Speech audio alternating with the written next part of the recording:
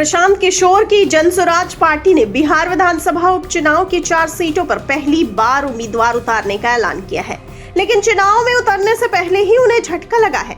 प्रशांत किशोर को 4 से 2 सीटों पर अपनी उम्मीदवार बदलने पड़े हैं। तरारी और बेलागंज विधानसभा सीट से प्रशांत किशोर ने घोषित उम्मीदवार बदलने का ऐलान किया है।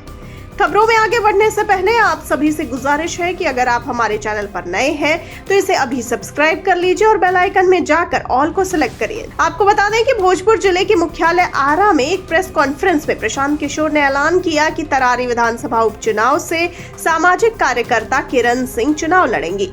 प्रशांत किशोर ने पहले पूर्व सेना उप प्रमुख लेफ्टिनेंट जनरल कृष्ण सिंह सेवानिवृत्त को पहले इस सीट से उम्मीदवार घोषित किया था। इसी तरह से बेलागंज विधानसभा उपचुनाव से शिक्षाविद खिलाफत हुसैन की जगह पूर्व पंचायत मुखिया मोहम्मद अमजद चुनाव लड़ेंगे।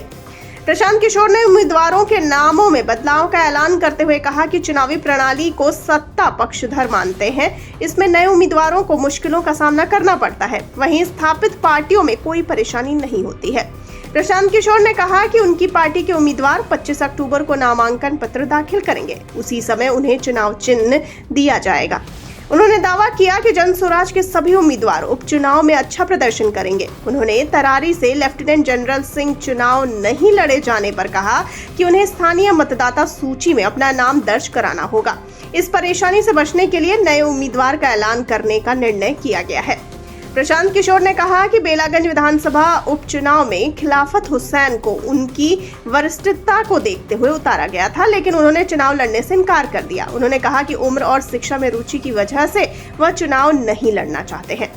वहीं दूसरी ओर जदयू के मुख्य प्रवक्ता सह एमएलसी नीरज कुमार सिंह ने कहा कि प्रशांत किशोर पदयात्रा करने की बात कहे, लेकिन मुझे न कभी दानापुर में मिले न कभी पटना के बेली रोड में मिले।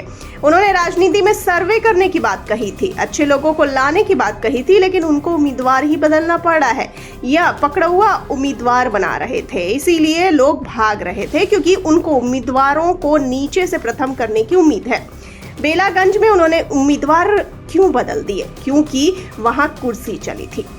प्रशांत किशोर के इस कदम पर राजद भी चुटकी ले रही है। पार्टी के प्रवक्ता एजाज अहमद कहते हैं कि ज्ञान के अभाव में राजनीति की समझ नहीं होने के कारण उन्होंने 2 जगहों से उम्मीदवार को बदला है। एसके सिंह के संबंध में बड़ी बड़ी बातें कर रहे थे, आज सिर मुड़ाते ही ओले पड़ गए। बेलागंज में अल्पसंख्यक समाज को अपमानित करने की दृष्टि से उन्होंने जिस तरीके से खेल खेला उसकी भी पोल खुल गई।